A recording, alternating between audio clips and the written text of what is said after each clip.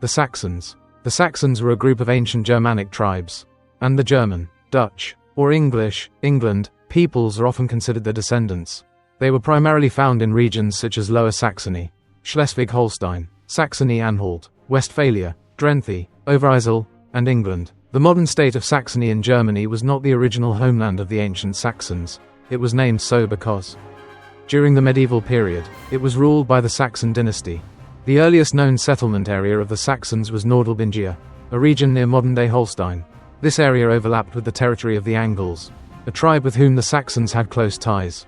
The Saxons took part in the Germanic migrations to England during and after the 5th century.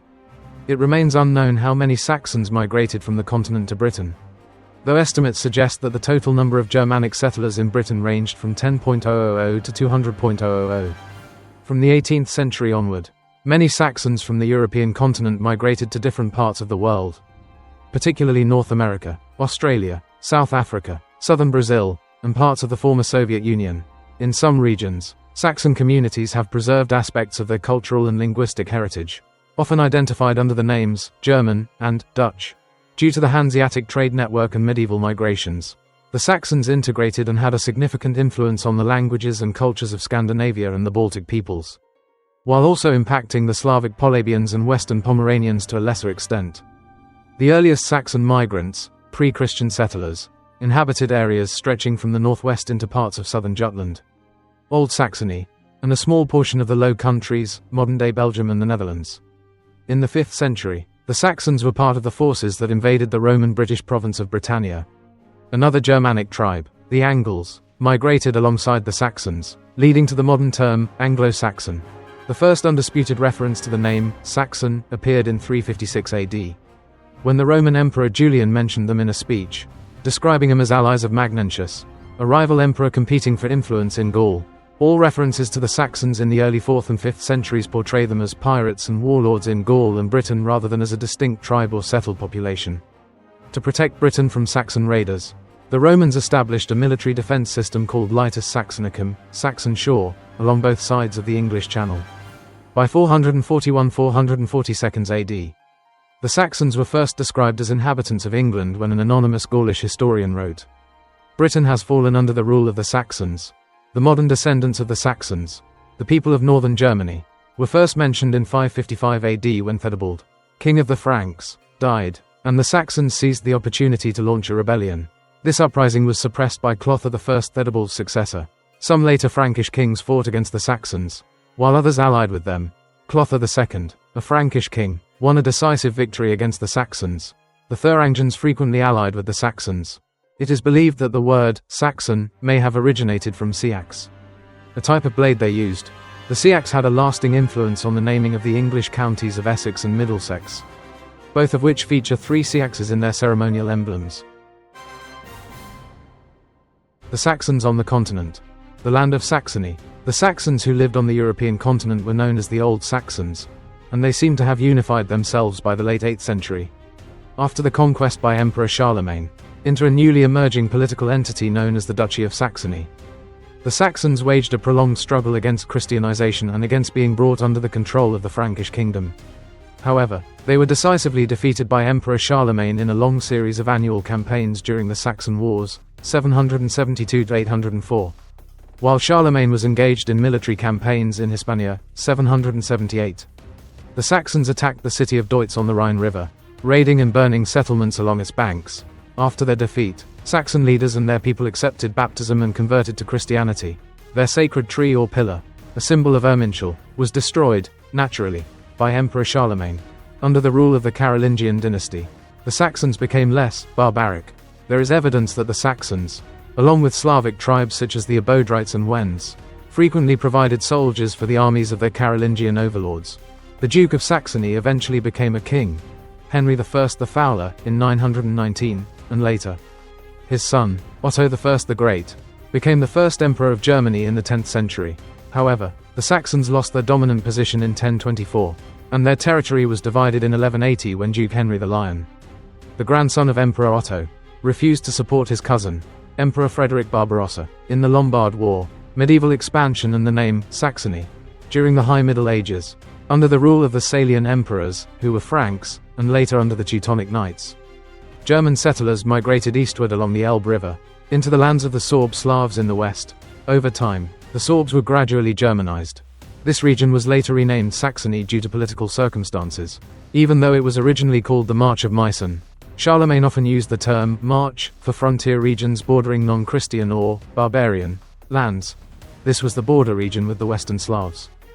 The rulers of Meissen acquired control over the Duchy of Saxony in 1423 and eventually named their entire kingdom Saxony. Since then, a portion of eastern Germany has been called Saxony, German, Saxon. This has led to some confusion regarding the true origins of the Saxons, as many people mistakenly associate them with Lower Saxony, German, Niedersachsen, in modern Germany. The Saxons in Italy and Gaul.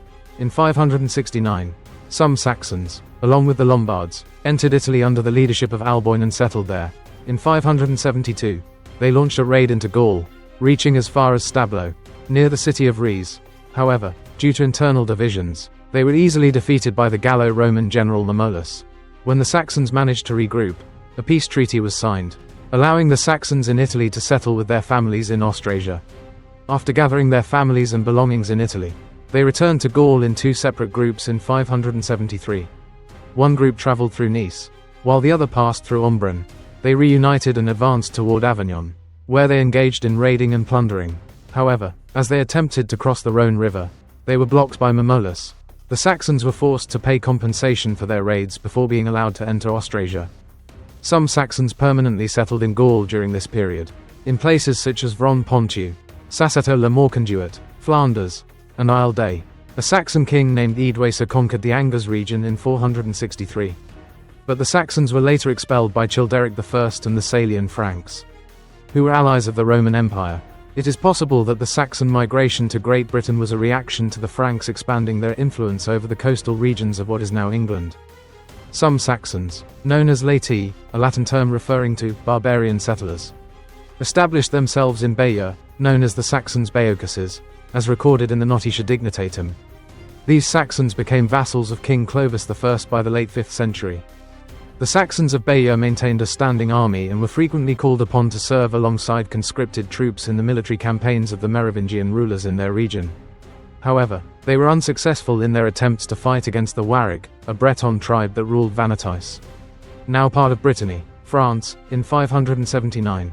In 589, the Saxons were ordered by Fredegund, a descendant of the Merovingian kings of the Frankish kingdom, to style their hair in the Breton fashion and fight as allies against Guntram, the king of Burgundy. Beginning in 626, the Saxons in Besson, a historical region in Normandy, were used by King Dagobert I in military campaigns against the Basques. One Saxon leader, Agana, even managed to establish a barony in the region of Vasconia. The Saxons in England. The term Great Britain technically does not refer solely to England today. It originally encompassed 4 regions with a significant Briton population: Ireland, Scotland, Wales, and the province of Britannia in France. The Anglo-Saxons did not inhabit all these regions, so how could Great Britain be equated with England? If the English claim to be Anglo-Saxon, it is somewhat ironic. In reality, the Anglo-Saxons were Germanic migrants, and they were defeated by the Normans at the Battle of Hastings. After their victory, the Normans stripped the Anglo-Saxons of all their economic and political privileges in England, effectively reducing them to servants and labourers. So, the English taking pride in their Anglo-Saxon heritage is somewhat amusing. Initially, the English were not entirely fond of Norman rule, as the Normans were essentially French. William the Conqueror was the Duke of Normandy, and the Plantagenet kings of England originated from Anjou, France, ruling England until the end of the 15th century. Afterward, the Tudor dynasty, which had some ties to the Plantagenets, took power. This was followed by the Stuart dynasty from Scotland, then the House of Orange from the Netherlands, and eventually, the House of Windsor, which, ironically, has German origins. In short, mix together some Britons, Anglo-Saxons, Normans, Scots, and Dutch, shake 'em up, and what comes out is what people today call the English and England, united condom, hee. Perhaps the true skill of the English is their ability to accept whoever becomes their king, while the rest of us remain just Anglo-Saxons. The Saxon invasion of the British Isles. At this point, the political landscape of England became clearer. The Bretons and Celts were pushed westward by the Saxons, forming what is now Wales. The Picts, Bretons, and Celts were further pushed northward, leading to the establishment of the Kingdom of Scotland. A large number of Bretons migrated to Ireland and Brittany in France. The Saxons took over the central, southern, eastern, and parts of western England, and at this stage, the Anglo-Saxons could be called the English. But the disasters were not over. Enter the Vikings.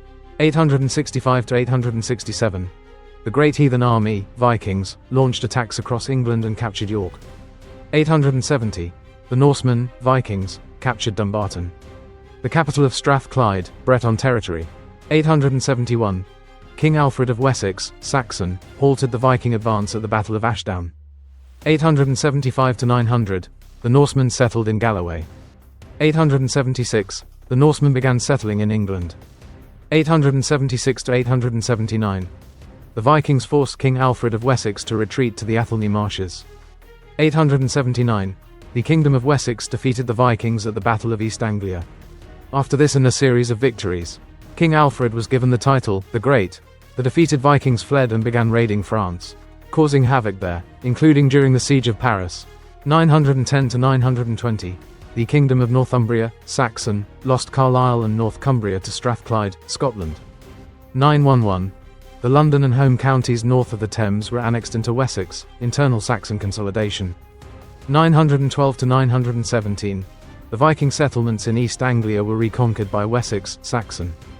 917 to 918. The Danish Viking settlements in Mercia were recaptured by Wessex, Saxon. 919. The Mercian territory was incorporated into Wessex. 919 to 927. The Viking Kingdom of York was conquered by Wessex. 920. King Edward of Wessex was recognized as the senior king of England. 937. Wessex defeated the Great Celtic Viking Alliance at the Battle of Brunanburh. 956.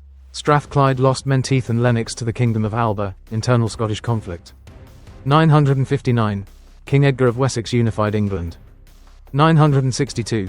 Northumbria, Saxon, lost Edinburgh and Midlothian to Alba, Scotland.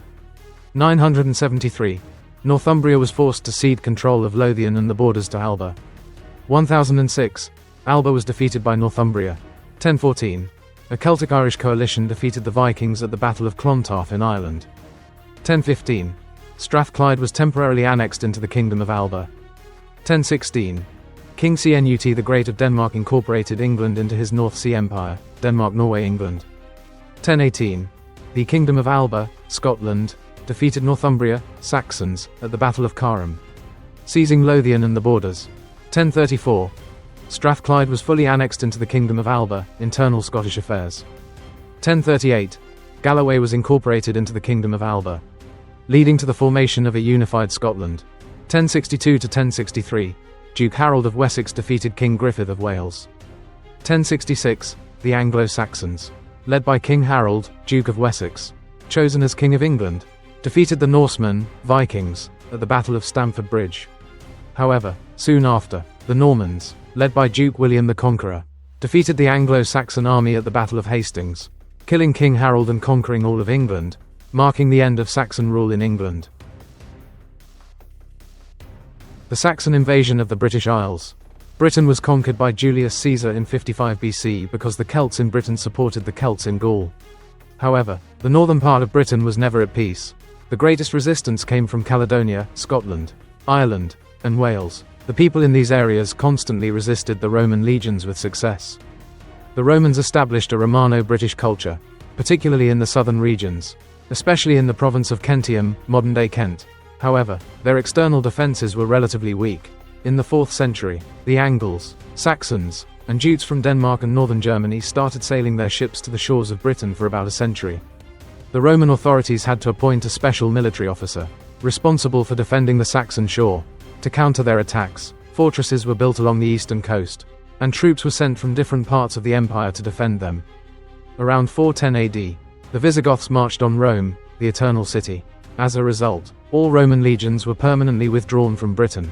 The Roman withdrawal, which Emperor Honorius believed was only temporary, left Britain in a highly vulnerable position. As the Anglo-Saxon Jute raids intensified, the Romano-British people sent pleas to Rome for help against the invaders. However, there was no response because Rome itself had fallen to the Germanic invaders. This marked a crucial difference in the post-Roman history of the British Isles compared to the former Roman provinces on the continent. By 450 AD, all connections with Rome had been completely severed, and the raids had turned into a full-scale migration of Germanic tribes. The Angles and Saxons continued their invasions, not just as raiders but as settlers. Some of them included the Frisians from northern Holland, who spoke the Frisian language, which shares many similarities with modern Dutch and English. As the invaders expanded their conquests, conflicts with the local Celtic and Romano-British inhabitants became inevitable. The British fought fiercely against the Saxon settlers, but gradually, they were forced to retreat westward to safe havens in Ireland and the mountainous regions that the Saxons called Wheelers, Wales, meaning land of foreigners. There is little recorded history of the intense and prolonged battles of this period. It is likely that, after centuries under Roman occupation, the Bretons and Celts had learned Roman warfare tactics and weaponry. The native British had also served in the Roman legions, so it is reasonable to assume that the Romano-British fought the Anglo-Saxons using a mix of Celtic and Roman weapons, including short swords, spears, javelins, pilum, and some Roman-style armor such as breastplates and shields. This Anglo-Saxon invasion period is poorly documented, leading to the creation of many legends. One of the most famous is the legend of King Arthur. Arthur was said to have led a small but well-equipped and disciplined band of knights, who inflicted several defeats on the advancing Anglo-Saxons. The legend of King Arthur and his Knights of the Round Table became one of the most revered myths of the medieval era. Arthur, who began as an obscure figure, was later depicted as the leader of the Britons, Dux Bellorum, or war leader, in the 6th century AD, fighting the Saxon invaders in 12 major battles. After Arthur's death, possibly around 540 AD, the Saxons eventually triumphed and dominated the land that is now England, driving out the native inhabitants.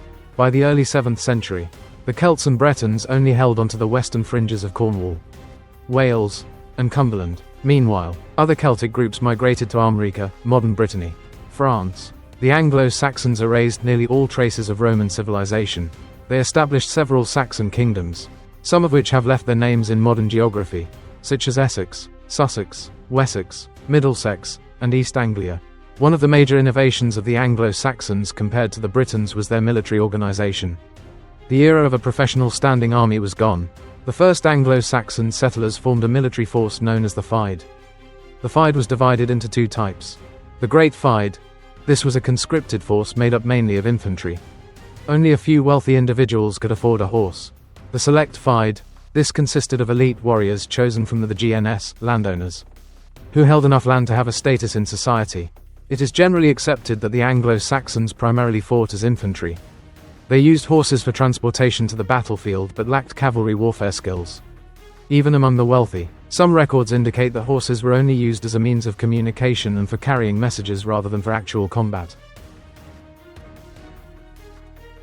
Overview of Anglo-Saxon weapons and personal equipment. Warriors were expected to use weapons on behalf of their leaders. It seems that one of the most commonly used weapons of the Saxons in battle was the spear, which came in two types. Long spears, measuring 9 or 10 feet, were used by cavalry and often had a crossguard for protection. The shorter type, somewhere between a lance and a javelin, could be thrown. Swords, usually about 3 feet long, were a fundamental weapon for cavalry and were reserved for the nobility. The earliest swords found in England lacked quillons, the crossguards that protect the hand, and consisted only of a grip and blade. Later versions, approximately 30 inches long with a 2-inch wide grip, featured a straight body, a rounded tip, and 2 sharp edges. Sword scabbards were made of wood covered in leather. Some scabbards were decorated with painted or carved patterns and were framed with bronze or other precious metals. Over time, as the Saxons began invading England, crossguards were added to sword hilts for better hand protection, and blades became sharper. Sword hilts were often adorned with intricate designs, and some wealthy FYRD warriors even gilded their hilts with gold or silver, sometimes embedding gemstones. The battle axe was a characteristic weapon of northern nations. The Anglo-Saxons appeared to have used 3 types: narrow-bladed axes, broad-bladed axes, and the Danish double-headed axe, bipennis. Daggers and knives were also widely used. They came in various sizes, with larger ones serving as actual weapons, while smaller ones had more utilitarian purposes. Maces, slings, and bows and arrows were used by some Anglo-Saxons but were not widely favored. Little information exists about Anglo-Saxon defensive weapons such as helmets, shields, and armor. Initially, the Saxons may have considered these unnecessary. reserving them for wealthy warriors or FYRD leaders. However, as Anglo-Saxon kingdoms grew prosperous, defensive gear gradually became more common. The most popular Saxon helmet was the Phrygian-style helmet, but some evidence suggests they also had hemispherical and conical helmets. These were made from metal plates, typically of iron or bronze, riveted together, with the main metal plates bent into a rounded shape at the top. Some helmets featured extended nose guards, nasals, which became particularly common by the late 10th century. The inside of the helmet was lined with leather, sometimes extending down the back of the neck and decorated with patterns. Anglo-Saxon shields were typically made of limewood and covered in leather. They were usually round, though some were oval and convex. A distinctive feature was the hollow iron boss in the center, measuring about 6 inches in diameter, which was securely fixed to the shield's surface, serving as a grip for the left arm, because the shield boss was often reinforced with a pointed iron spike. The shield itself could be used as an offensive weapon. Shields could be further reinforced with iron or bronze bands radiating outward from the boss to the edges. Official records on armor are scarce. The most common Anglo-Saxon armor was likely the byrnie or battle sark, a coat made of leather or layered fabric. The wealthiest warriors had long coats made from textiles or leather, featuring overlapping metal or leather plates shaped like fish scales, squares, or rectangles. Saxon warriors generally left their legs unprotected or wrapped them in leather gaiters. By the late Saxon period, their weapons and armor had become nearly identical to those of continental European warriors, due to constant exchanges during King Edward the Confessor's reign. By the time of the Norman conquest in 1066, the differences in military equipment were minimal. In the early days, Anglo-Saxon local lords were little more than tribal aldermen. Their power was based partly on kinship ties but primarily on their reputation for military leadership and strength.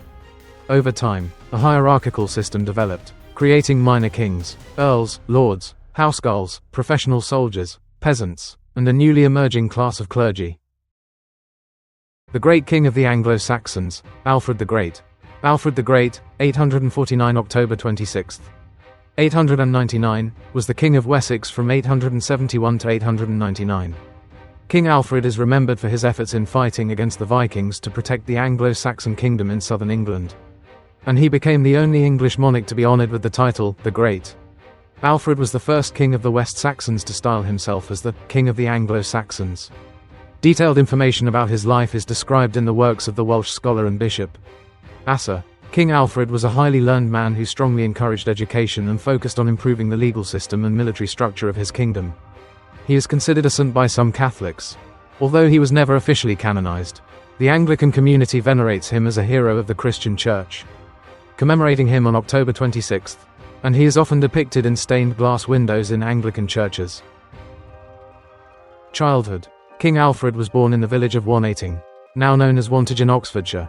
He was the youngest son of King Ethelwulf of Wessex and his first wife, Osburga. In 868, at the age of 19, Alfred married Princess Ealhswith, the daughter of Ethelred Musil. At the age of 5, it is believed that Alfred was sent to Rome, where, according to Anglo-Saxon historians, he was recognized by Pope Leo IV, who anointed him as king. The Victorian writer interprets this as a final step in preparing him for the throne of Wessex. However, his ascension to the throne could not take place at that time, as Alfred had 3 older brothers. A letter from Pope Leo IV indicates that Alfred only received an investiture as consul. There was a misunderstanding regarding this title, whether intentional or accidental, which led to later confusion.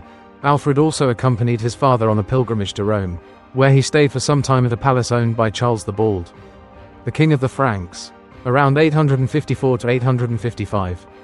Upon returning from Rome in 856, King Ethelwulf was overthrown by his son, Ethelbald. With the looming threat of civil war, the kingdom's high-ranking nobles gathered in a council to negotiate a compromise. Ethelbald would retain control of the western provinces, the traditional lands of Wessex, while King Ethelwulf would rule the eastern part. King Ethelwulf died in 858, and Wessex was successively ruled by Alfred's 3 older brothers in order of inheritance. Bishop Asser recounted a story from Alfred's childhood in which he won a prize for reciting a large number of English poems. This story may be true, or it may be a legend used to illustrate Alfred's passion for learning. Another legend claims that, in his youth, Alfred spent much time in Ireland searching for medicine. Alfred struggled with health issues throughout his life, and it is believed that he may have suffered from Crohn's disease. Statues of Alfred in Winchester and Wantage depict him as a great warrior. However, evidence suggests that he did not possess a particularly strong physique, Although he was undoubtedly courageous, he was recognized more for his intellect than for being a warlike figure. Under the rule of his brother Ethelred, during the short reigns of two of his three elder brothers, Ethelbald and Ethelbert of Wessex, Alfred was not mentioned much. However, his public life began when his third brother, King Ethelred of Wessex, ascended the throne in 866. It was during this time that Bishop Asa granted Alfred the unique title of Secundarius, which may have referred to a position similar to the Celtic Tanist, a designated heir closely associated with the reigning king. This arrangement may have been established by Alfred's father or by members of the Witan, an assembly of the wisest men who advised the Anglo-Saxon king from the 7th to the 11th century, to prevent disputes over succession that could have drawn Ethelred into a civil war. Appointing a royal heir as a military commander was common among Germanic tribes, as well as the Swedes and Franks, with whom the Anglo-Saxons had close connections. In 868, Alfred was recorded as fighting alongside King Ethelred in an unsuccessful attempt to drive the Danish invaders out of the neighboring kingdom of Mercia, another Anglo-Saxon kingdom. For approximately the next 2 years, Wessex remained at peace, as Alfred paid off the Vikings to secure his homeland. However, by the end of 870, the Danes returned. The following years came to be known as Alfred's Years of Battles. 9 major battles were fought with mixed outcomes, though the locations and dates of 2 of them remain unrecorded. One of the victories was the Battle of Englefield in Berkshire on December 31, 870. However, this was followed by a heavy defeat during the Siege of Reading on January 5, 871. 4 days later, on January 9, Alfred secured a glorious victory at the Battle of Ashdown in the Berkshire Downs, possibly near Compton or Aldworth. Alfred was particularly credited for his leadership in this battle. Later that month, on January 22, the Anglo-Saxons were defeated at the Battle of Basing, and on March 22, they suffered another defeat at the Battle of Merton, possibly in Marden, Wiltshire, or Marton, Dorset. During this battle, King Ethelred was killed. The 2 battles whose locations remain unknown may have taken place between these events. The Warrior King, Early Battles, Defeat, and Retreat. In April 871, after the death of King Ethelred, Alfred inherited and ascended the throne of Wessex, bearing the heavy responsibility of defending it. Although Ethelred had 2 young sons, Ethelhelm and Ethelwald, Alfred's succession followed the agreement he and his brother had made a year earlier at Swinbeorg. The 2 brothers had agreed that whichever of them outlived the other would inherit the lands their father, King Ethelwulf, had bequeathed to his sons. The deceased king's children would receive only the personal wealth assigned to them by their father. The agreement did not publicly state which surviving brother would become king, but due to the ongoing Danish invasion, Alfred's young nephews likely did not contest his claim. However, tensions between Alfred and his nephews would later emerge during his reign. While Alfred was occupied with the funeral rites for his brother, the Danes defeated the Anglo-Saxons in an unknown location where Alfred was absent. They soon won another victory, this time at Wilton in May, where Alfred himself was present. These successive defeats at Wilton shattered any remaining hope of driving the invaders out of his kingdom. Instead, Alfred was forced to negotiate peace with them. Ancient sources do not specify the terms of this peace agreement. Bishop Asa, who concealed gold within straw to help finance Alfred, a devout Christian king, declared that the heathens agreed to withdraw from the region and honored their promise. Indeed, the Vikings left Reading in the autumn of 871 and wintered in Mercian-controlled London. While neither Asa nor the Anglo-Saxon chroniclers explicitly mentioned it, it is highly likely that Alfred had to pay the Vikings to leave, just as the Mercians were forced to do the following year. In the years that followed, the Danes continued their conquest of England. However, in 876, under their new leader, Guthrum, they bypassed the Anglo-Saxon army, launching an attack and capturing Wareham in Dorset. Alfred attempted to blockade them but failed to retake Wareham by force. Instead, he opted to negotiate peace, which involved an exchange of hostages and an oath sworn by the Danes on a holy ring dedicated to the Norse god Thor. Despite this, the Danes broke their oath, slaughtered all the hostages, and escaped under the cover of night to Exeter in Devon. Alfred pursued them and laid siege to Exeter. When a Viking relief fleet was destroyed by a storm, the Danes were forced to surrender. They retreated to Mercia, but in January 878, they launched a surprise attack on Chippenham, a stronghold where Alfred had been staying for Christmas. Most of the Anglo-Saxons in Chippenham were slaughtered by the Vikings. But Alfred, with a small band of men, escaped into the marshlands. After Easter, Alfred established a fortress at Athelney in the marshes of Somerset, from which he continued his resistance against his enemies. From this stronghold, an island in the marshes near North Petherton, Alfred was able to organize an effective resistance movement, gathering warriors from Somerset, Wiltshire, and Hampshire. This was the darkest time in Anglo-Saxon history. All of their remaining kingdoms had fallen to the Vikings, and only Wessex still stood. Counterattack and victory. In the 7th week after Easter, May 4–10, 878, near Whitsuntide, Alfred rode to Egbert's Stone, east of Selwood, where he gathered all the men of Somerset, Wiltshire, and part of Hampshire, on this side of the strait, meaning the western side of Southampton Water, and they rejoiced greatly at seeing him. Alfred's uprising from his stronghold in the marshes was part of a carefully planned military campaign that included the coordinated mobilization of 3 FYRDS militia forces from 3 different shires. This demonstrated that the king not only had the loyalty of the ealdormen, Royal the GNS, and even his own household troops, who would lead and fight alongside the levied soldiers, but also that his local administrators remained in place and were ready to rally to his call. Alfred's forces also established a sophisticated system of reconnaissance and communication. Alfred won a decisive victory at the Battle of Ethandun, which likely took place near Westbury in Wiltshire. He then pursued the Danes to their stronghold at Chippenham, where he besieged them, cutting off their supplies and forcing them to surrender. One of the terms of their surrender was that Guthrum, the leader of the Danish Vikings, had to convert to Christianity. 3 weeks later, the Danish king and 29 of his chieftains were baptized at Alfred's royal estate in Alais, near Athelney, with Alfred acting as Guthrum's spiritual sponsor. The voluntary ceremony of blessing was followed by grand celebrations lasting 8 days at the royal villa of Wedmore in Somerset. Afterward, Guthrum kept his promise and left Wessex. There is no historical evidence that Alfred and Guthrum formalized an official treaty at this time. The so-called Treaty of Wedmore is a modern invention by historians.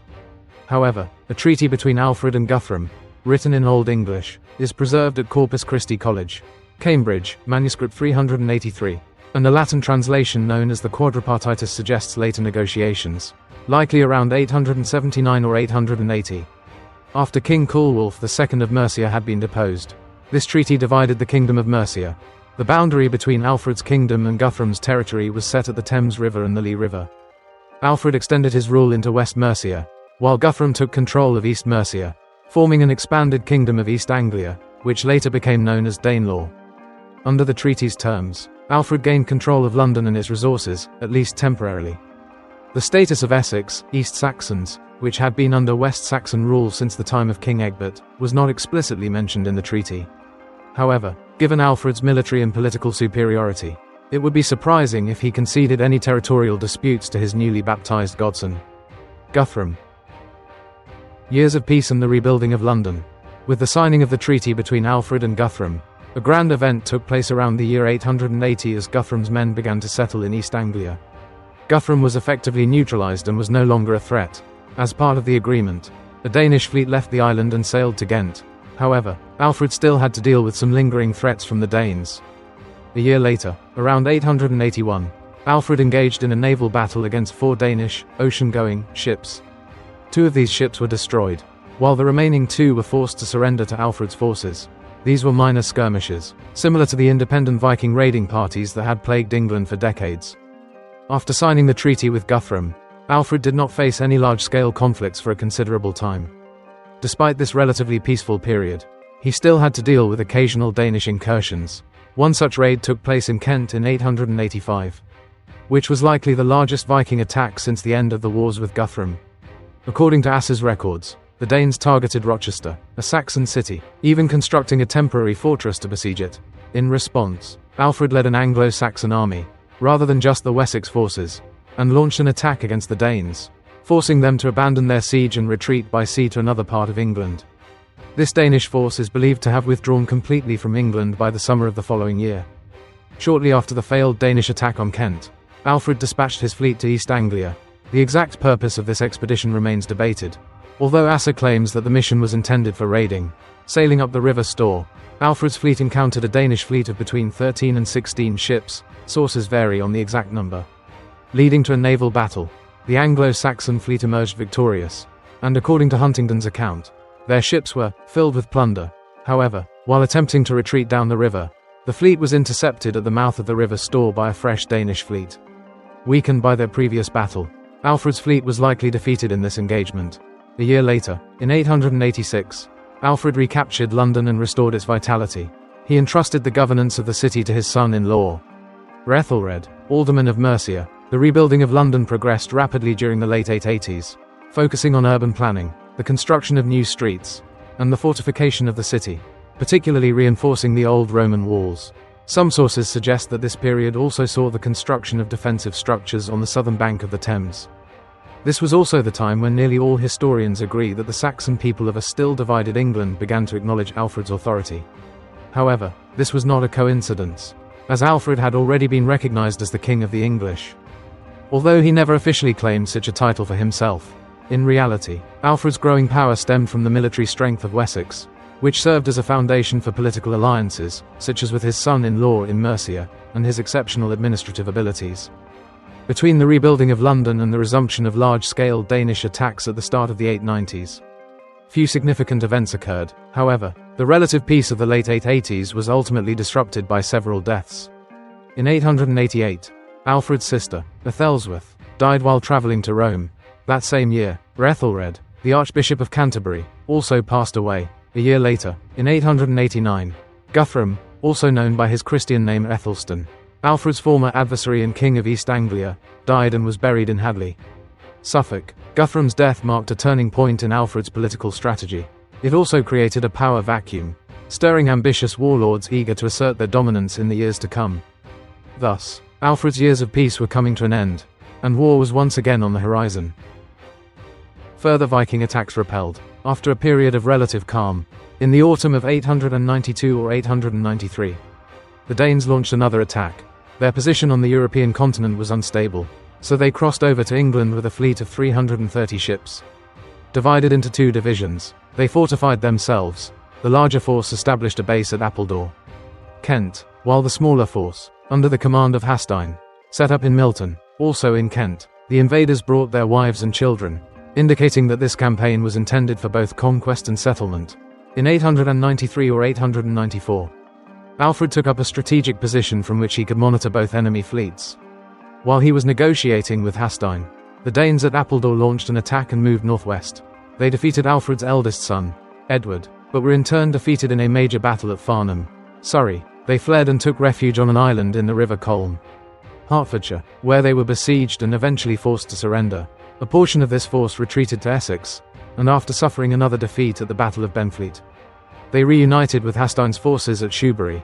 Alfred was on his way to reinforce his son at Thorney when he learned that the Northumbrian Danes, from the already Danish-occupied Kingdom of Northumbria, and the East Anglian Danes had besieged Exeter and another unnamed stronghold on the northern coast of Devon. Alfred rushed westward and established a siege at Exeter. The outcomes of the other battles in different locations were not recorded. Meanwhile, Hasdine's forces marched up the Thames Valley, possibly intending to support their Danish allies in the west. However, they were intercepted by a large Anglo-Saxon force led by 3 ealdormen from Mercia, Wiltshire, and Somerset, forced northwest. They were ultimately defeated and surrounded at Buttington. A failed attempt to break through the English lines resulted in heavy losses, and the survivors retreated to Shoebury. Later, after gathering reinforcements, the Danes launched a surprise maneuver, marching across England and seizing the ruins of the Roman walls in Chester. The English did not attempt a winter siege, but they destroyed all supplies around the city. Early in 894 or 895, forced by starvation, the Danes were compelled to retreat back to Essex. By late 894 and early 895 or 896, the Danes sailed up the Thames and the River Lee, fortifying themselves about 20 miles, 32 kilometers, north of London. The direct assault on their defenses failed, but later that year, Alfred devised a way to block the river, cutting off the Danes' escape route. Realizing they were outmatched, the Danes abandoned their position, marched northwest, and spent the winter at Quatbridge near Bridgnorth.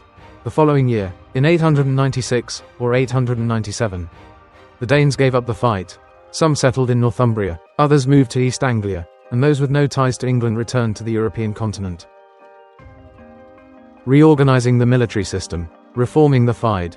The near-catastrophic events of the winter of 878, even more than the victory in the spring, left a deep impression on the king and heavily influenced his subsequent policies. Over the next 2 decades of his reign, Alfred undertook a comprehensive reorganization of his kingdom's military system, strengthened the Saxon economy through monetary reform, and implemented urban planning strategies. King Alfred pursued these ambitious programs because he saw them as his duty and responsibility as a ruler. His plans required vast amounts of manpower and financial resources, which even led to the confiscation of strategically located church lands, the reorganization of the FYRD into a permanent standing army, the construction of 30 fortified garrisons throughout Wessex, and the effort to build larger ships for the royal fleet were highly costly measures. These policies faced resistance from the nobility and peasantry alike. However, they proved to be absolutely necessary. When the Vikings returned in 892, they found a kingdom defended by a highly mobile standing army and a network of fortified garrisons, strategically positioned to control the movement of rivers and Roman roads. Alfred analyzed the weaknesses of the military system he had inherited and introduced key changes to address them. His military strategy in Wessex rested on 3 pillars: building more than 30 fortified garrisons, Burhs, in key towns along rivers and Roman roads throughout Wessex; creating a mobile field army, composed of nobles and their retainers, which was divided into 2 rotating forces, ensuring that one was always ready for battle; expanding the naval power of Wessex by constructing a fleet of larger ships to counter Viking incursions from the sea. Each of these measures directly addressed the shortcomings of the West Saxon military, which had become apparent during previous Viking invasions. Under the old system, Alfred could not muster troops quickly enough to counter the highly mobile Viking raiders. The solution was a permanent standing army that was always ready to engage the enemy. This transformed the FYRD from a loosely organized force of scattered warriors into a highly coordinated professional army. If his kingdom lacked strongholds to slow the enemy's advance, Alfred ordered their construction. If his foes attacked from the sea, he countered them with naval power. A defining characteristic of Alfred's reforms was that they were deeply rooted in the specific conditions of Wessex, resulting in what the Saxons referred to as the 3 common burdens: bridge construction, fortification repairs, military service in the king's campaigns. These obligations were imposed on all private and royal landowners, ensuring that every landholder contributed to the defense of the kingdom. Alfred the Great demonstrated remarkable military foresight in his reorganization of the FYRD and the Burh system, which together formed a cohesive and highly effective defensive structure. Had Alfred only reformed the FYRD or built fortifications without a mobile army, it would have been insufficient to counter the Vikings. Their greatest strategic advantages lay in their mobility and element of surprise, challenges that Alfred's comprehensive military reforms were specifically designed to overcome. The Burgle system, a defense-in-depth strategy. King Alfred the Great established what modern military strategists call a defense-in-depth system, a key component of which was the construction of burhs, boroughs. These were not massive stone fortresses like the late Roman strongholds that still stood along the southern coast of England, such as Pevensey and Richborough. Instead, Alfred's district-level defensive forts were large earthworks, consisting of massive earthen ramparts surrounded by wide ditches. Their walls, initially reinforced with wooden palisades, were later replaced by stone fortifications in the 10th century. Some of these defenses remain intact today, such as those in Wareham, a town on the southern coast of England. The size of these defensive structures varied greatly, ranging from small fortifications like Pilton to large-scale defenses such as Winchester. Many of these fortifications were in fact twin burh systems, with forts built on opposite sides of a river, connected by a bridge, similar to the defensive structures used by Charles the Bald in the previous generation. These twin fortress systems blocked riverine traffic, forcing Viking ships to sail beneath a garrisoned bridge, where they faced the deadly risk of being attacked by stones, spears, and arrows raining down from above. A total of 30 fortresses were constructed across the entire Kingdom of Wessex, each positioned approximately 20 miles apart, ensuring that no burh was more than a day's march from another central stronghold. These fortifications were also strategically located near the king's defensive headquarters, allowing Alfred to exercise tighter control over his military strongholds. What is often underappreciated is how these defenses dominated the kingdom's key transportation routes, including rivers, Roman roads, and major trackways. Alfred appears to have established military highways, known as herewedges, or army roads, to connect these defenses, alongside an extensive beacon system to warn of approaching Viking fleets. It is likely that troops were immediately mobilized in response to such alerts. In essence, these 30 fortresses formed a fully integrated defensive network. Impact on Viking invasions. The presence of garrisons along Wessex's major routes posed a significant obstacle to Viking invaders, particularly those laden with plunder. These fortifications also served as refuges for local rural populations. However, the burhs were not merely static defenses. They were designed to operate in coordination with Alfred's mobile army. Together, the field army and fortified garrisons deprived the Vikings of their 2 greatest strategic advantages: mobility and surprise. Traditionally, Viking raiders avoided leaving an intact fortress in their rear, as it posed a serious threat to their retreat. However, direct assaults on the Burhs were equally risky. The Vikings lacked siege equipment and had not developed formal siege warfare tactics, siegecraft, making it nearly impossible for them to capture fortified towns through frontal assaults. Their usual strategy was to besiege a fortification, attempting to starve its defenders into surrender. However, this approach often gave Alfred enough time to send reinforcements from his mobile army or allowed nearby garrisons to provide support. In some cases, the hunters became the hunted, as Burh garrisons and mobile field forces combined to pursue and attack Viking raiders.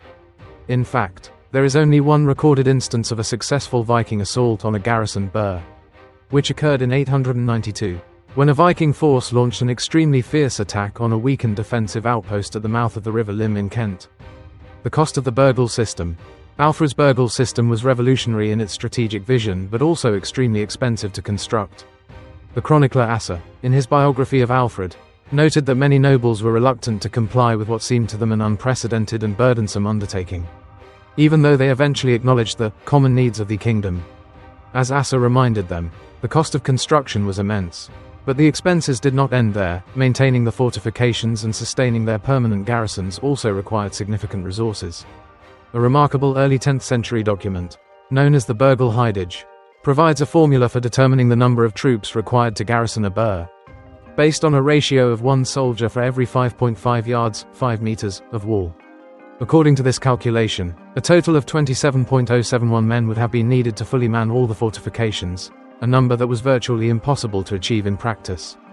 Even if we assume that Alfred's mobile army was relatively small, consisting of just 3,000 cavalry, the manpower required to sustain his defensive network remained a significant challenge.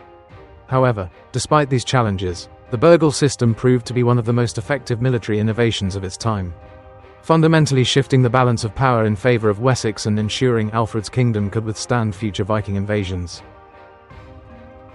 The development of the English Navy. Alfred also challenged himself in the organization of a naval force.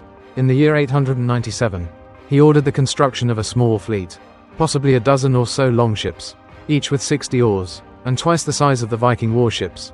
As Victoria affirmed, this was not the birth of the English Navy, since Wessex had already possessed a royal fleet before Alfred's time. His brother, King Athelstan of Kent, alongside Duke 𝐒𝐚𝐴𝐿𝐴𝐴, had defeated a Viking fleet in 851. Capturing 9 ships. Alfred himself had conducted naval operations in 882 and 884. However, it is evident that the author of the Anglo-Saxon Chronicle saw Alfred's actions in 897 as a significant milestone in the development of Wessex's naval force. Historians, in their pride for their royal lineage, boasted that Alfred's ships were not only larger but also faster, sturdier, and more capable of handling rough waters than those of the Frisians or the Danes. It is possible that, with Asa's assistance, Alfred was inspired by Greek and Roman warship designs, featuring higher sides and a structure built for combat rather than mere seafaring. Alfred had a vision for naval power. If he could intercept raiding fleets before they landed, he could protect his kingdom from destruction. In theory, Alfred's ships may have had the advantage, but in practice, they proved too large to maneuver effectively in the coastal waters near river mouths and estuaries, the only locations where a naval battle could realistically take place. Warships of this era were not designed to sink enemy vessels, but rather to transport troops. A naval battle typically involved one ship pulling alongside another, at which point the crews would engage in hand-to-hand combat, attempting to board and overwhelm the enemy vessel. The result was a battle resembling land warfare, fought on the decks of the ships. A naval battle in 897. One recorded naval battle in 897 describes how Alfred's newly established fleet intercepted 6 Viking ships at the mouth of a river along southern England. The Danes had beached half of their ships, either to let their rowers rest or to forage for food and supplies. Alfred's ships immediately moved in, blocking their escape to the sea. 3 Viking ships attempted to break through the English formation, but only one managed to escape. Alfred's forces intercepted the remaining 2 ships, closing in on them with their own warships. English sailors boarded the Viking ships, engaging in fierce combat and killing all the enemy warriors aboard. However, one Viking vessel eventually managed to escape, but only because all of Alfred's larger ships became stranded as the tide went out. What followed was a land battle between the stranded ship crews. The lighter Danish ships were able to float again without waiting for high tide, while the heavier English vessels remained stuck. The Danes quickly returned to their ships and, due to their shallow draft design, escaped before Alfred's fleet could free itself. Helplessly, the English sailors watched as the Vikings rowed past them. However, the pirates had suffered heavy losses. Historical records mention 120 Viking casualties, and they struggled to navigate the open sea. 2 of the 3 escaping ships were later wrecked off the coast of Sussex. The surviving Viking sailors were captured and brought to Alfred's residence in Winchester, where they were promptly hanged. Other reforms and the legacy of Alfred the Great. Beyond his military endeavors, King Alfred the Great also implemented major reforms in administration, taxation, law, diplomacy, religion, and culture. However, as these matters do not directly relate to military affairs, they are not discussed here. After King Alfred's death, his successors lacked the talent and authority to instill fear in the Danes, leading to multiple Viking invasions once again. It was not until 1066, nearly 80 years after Alfred's passing, that the Viking raids finally ended, following King Harald Godwinson's victory over the Norwegian Vikings. However, just days later, the Saxons suffered a crushing defeat at the hands of the Normans, and the history of England took an entirely new course.